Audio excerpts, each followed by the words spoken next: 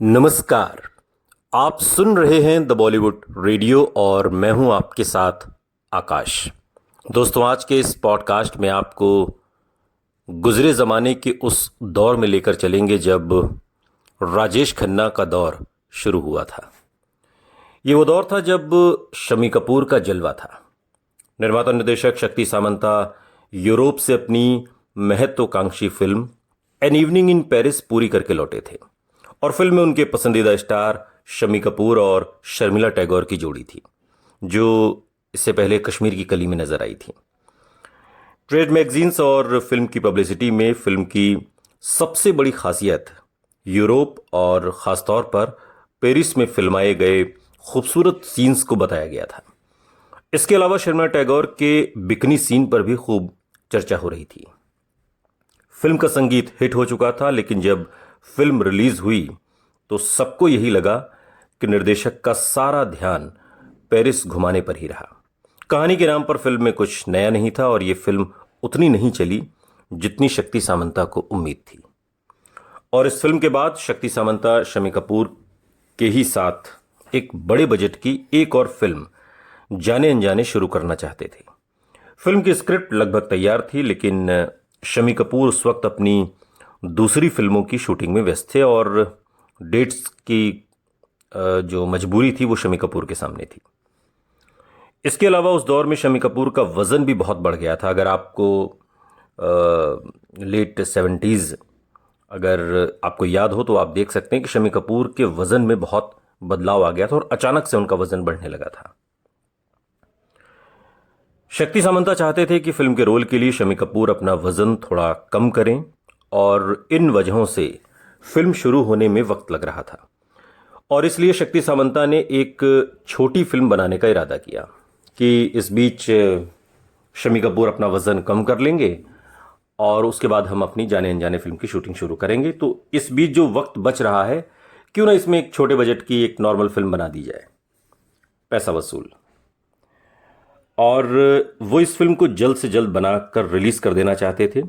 Film वालों की जुबान में इस तरह के प्रोजेक्ट को क्विकी कहा जाता है। अगर आप बम्बईया फिल्म इंडस्ट्री में क्विकी शब्द का इस्तेमाल करेंगे तो इसका मतलब है कि कोई भी छोटे मोटे बजट की फिल्म जिसे जल्दी से रिलीज करना हो। स्क्रिप्ट राइटर सचिन भौमिक ने शक्ति सामंता को एक कहानी सुनाई थी जो उन्हें बहुत पसंद आई थी और ये एक महिला प्रधान सब्जेक्ट था और पूरी कहानी उस औरत के संघर्ष के इर्द गिर्द घूमती थी। ये स्टोरी आइडिया साल 1946 की मशहूर Hollywood film to each his own से काफ़ी मिलता जुलता था। पहले शक्ति सामंता ने फिल्म का नाम रखा सुबह प्यार की और ये नाम दरअसल शक्ति सामंता की पिछली film an evening in Paris के मशहूर गीत रात के हमसफ़र के मुखड़े से लिया गया था। लेकिन बाद में उन्हें लगा कि सुबह प्यार की से ज़्यादा इस फिल्म को एक दूसरा नाम सूट करता है और ये नाम है आराधना। शक्ति सामंता जल्द से जल्द फिल्म को पूरी करना चाहते थे। हीरोइन के रोल के लिए उन्होंने अपर्णा सेन से बात कर ली। अपर्णा को कहानी तो बहुत पसंद आई और उन्होंने फौरन फिल्म में काम करने के लिए हामी भी भर दी। कहानी में हीरोइन के पति और बेटे की भूमिकाओं के लिए भी शक्ति सामंता को दो अच्छे अभिनेताओं की जरूरत थी। शक्ति सामंता ने नासिर हुसैन की फिल्म बहारों के सपने के रेशेस देखे थे और उन्हें राजेश खन्ना का जो संवेदनशील अभिनय था वो काफ़ी पसंद आया था।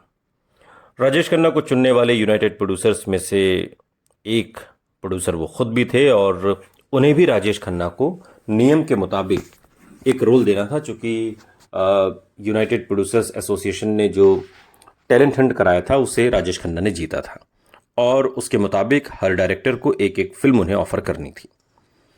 आराधना में अपर्णा सेन के प्रेमी के रोल के लिए उन्हें राजेश खन्ना फिट लगे। ये रोल बहुत बड़ा नहीं था और फिल्म के पहले भाग में ही किरदार की मौत होनी थी। शक्ति सामंता के ऑफिस से फोन आते ही राजेश खन्ना की खुशी का ठिकाना नहीं था।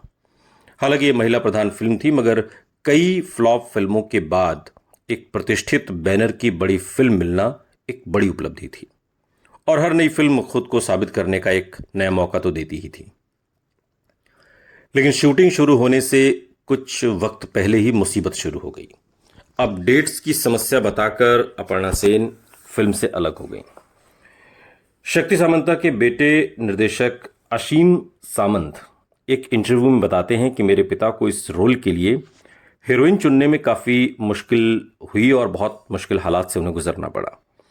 अपर्णा सेन से बात हो चुकी थी, लेकिन आखिरी वक्त में उन्होंने इनकार कर दिया और इसी के साथ नई हीरोइन की तलाश जोर शोर से शुरू हो गई।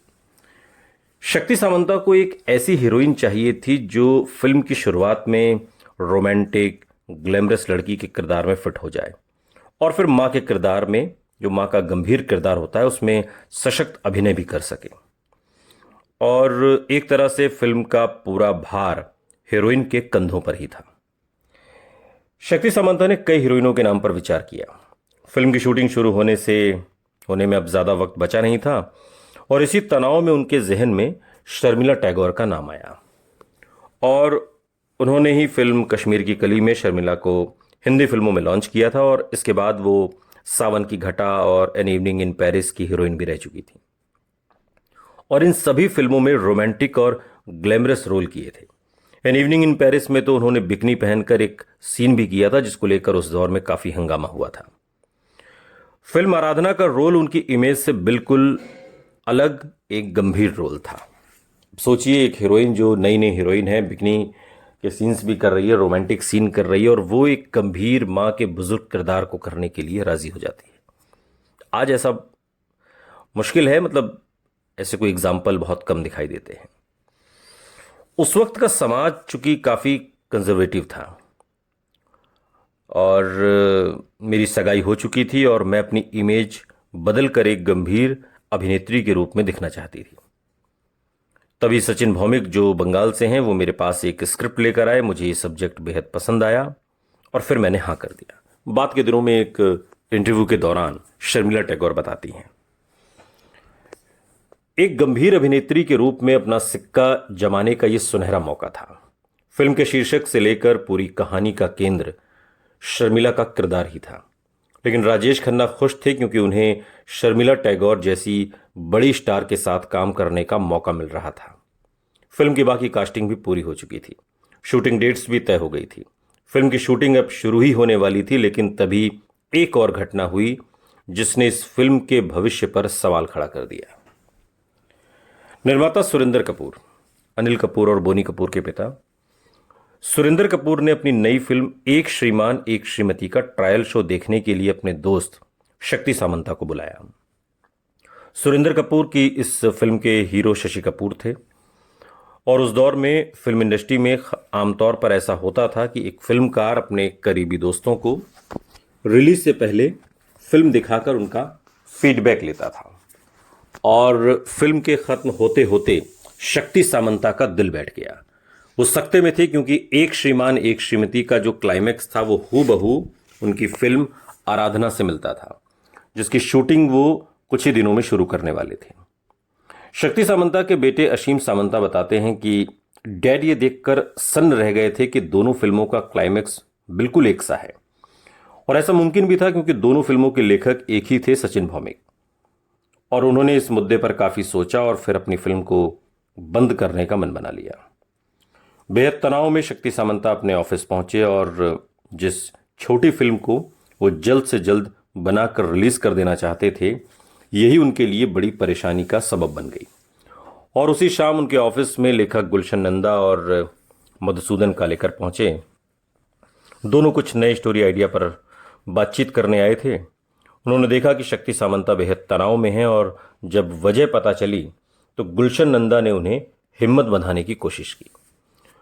उन्होंने शक्ति सामंता से कहा कि अभी शूटिंग शुरू होने में कुछ समय बाकी है, तब तक स्क्रिप्ट में कुछ ना कुछ बदलाव कर लेंगे। लेकिन शक्ति सामंता की घबराहट कम नहीं हो रही थी। तब उनका तनाव कुछ कम करने के लिए गुलशन नंदा ने उनसे कहा कि अगर उन्हें आराधना की कहानी में बदलाव पसंद नहीं आया तो उनके पास एक नई स्क्रिप्ट भी है जिसे वो इसी स्टार कास्ट के साथ बना सकते हैं। शक्ति सामंता को ये बात जच गई और उस समय गुलशन नंदा ने उन्हें अपनी नई कहानी कटी पतंग सुना दी। कहानी का नरेशन खत्म होते होते शक्ति सामंता के चेहरे पर मुस्कान लौट आई थी। उन्होंने फौरन फैसला कर लिया कि इस नई कहानी पर वो फिल्म जरूर बनाएंगे। तनाव कम हुआ तो गुलशन नंदा के साथ वो आराधना की स्क्रिप्ट पर काम करने बैठ गए। स्क्रिप्ट के दूसरे भाग में वो घंटों तक फेरबदल करते रहे और फिल्म का तकरीबन एक नया क्लाइमैक्स लिख डाला। असीम सामंता, जो शक्ति सामंता के बेटे हैं, वो बाद के दिनों में एक इंटरव्यू के दौरान इस बात का जिक्र करते हुए कहते हैं कि पहले डैड ने आराधना के सेकेंड हाफ पर काम किया और फिर उन्होंने कटी पतंग पर जमकर चर्चा की। उनकी दो सबसे बेहतरीन फिल्मों की नींव एक ही शाम में रखी गई और इसी चर्चा के दौरान गुलशन नंदा ने शक्ति सामंता को राय दी कि फिल्म में राजेश खन्ना को ही शर्मिला के बेटे का रोल भी दिया जाए, यानी उनका डबल रोल कर दिया जाए। शक्ति सामंता को बात जंच गई। जिस राजेश खन्ना का फिल्म आराधना में एक छोटा सा रोल था, शाम खत्म होते होते वो डबल रोल में बदल चुका था और कम से कम स्क्रीन टाइम के हिसाब से तो वो फिल्म में शर्मिला टैगोर जितने ही अहम हो गए थे। वो शाम नियति जैसे राजेश खन्ना के पक्ष में आ गई थी और एक ही शाम को शक्ति सामंता की दो सबसे अहम हीरोइन प्रधान फिल्मों की नींव रखी गई। लेकिन किसी को इस बात का अंदाजा नहीं था कि इन फिल्मों के साथ राजेश खन्ना के सुपर स्टारडम की नींव भी रखी जा रही है। शक्ति सामंता की फिल्म आराधना के प्रीमियर से जुड़ा एक दिलचस्प किस्सा है जो शायद राजेश खन्ना के आने वाले दौर की तरफ इशारा कर रहा था। नवंबर 1969 के में बंबई के एक मशहूर थिएटर में आराधना का ट्रायल शो चल रहा था। ये राजेश खन्ना की अब तक की सबसे बड़ी फिल्म थी और इस फिल्म पर उनका सब कुछ दांव पर लगा था। शक्ति सामंता बड़े प्रोड्यूसर थे और उनके बुलावे पर इंडस्ट्री की जानी मानी हस्तियां ये ट्रायल शो देखने पहुंची थीं। फिल्म के हीरो के रूप में राजेश खन्ना हॉल के दरवाजे के पास सबसे मुबारकबाद लेने के लिए खड़े थे और इस चमकती शाम जैसे सितारे जमी पर उतर आए थे। सदाबहार हीरो देवानंद भी आए थे। उन्होंने राजेश खन्ना से बड़ी गर्मजोशी से हाथ मिलाया।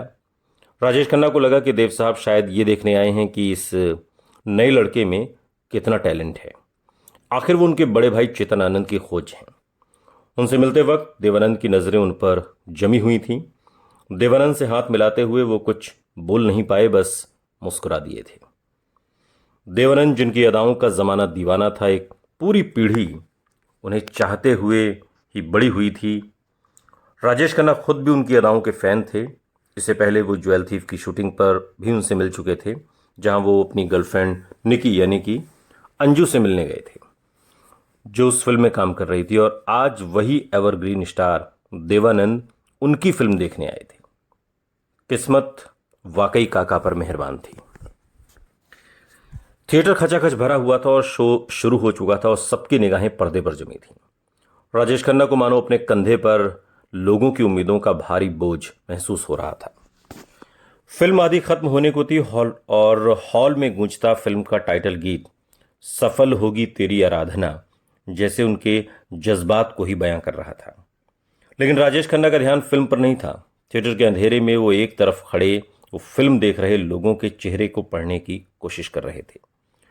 उनकी एंट्री पर लोगों का क्या रिएक्शन है, किस सीन पर लोग तालियां बजा रहे हैं, क्या इस फिल्म के बाद इंडस्ट्री उन्हें स्वीकार करेगी। उस रात लोगों के चेहरों में वो शायद इन सवालों के जवाब ढूंढ रहे थे। ये सब सोचते सोचते फिर से उनकी नज़र आगे बैठे देवानंद पर पड़ी, जहां वो खड़े थे। और उस जगह से देवानंद की सीट का फासला ज़्यादा नहीं था। वो बड़े ध्यान से फिल्म देख रहे थे, ख्यालों में डूबे हुए। राजेश खन्ना को पता ही नहीं चला कि फिल्म खत्म कब हो गई। अचानक फिल्म इंडस्ट्री के कई जाने माने चेहरे हाथ में मिलाकर मुबारकबाद देकर जाने लगे और फिर देवानंद भी आए।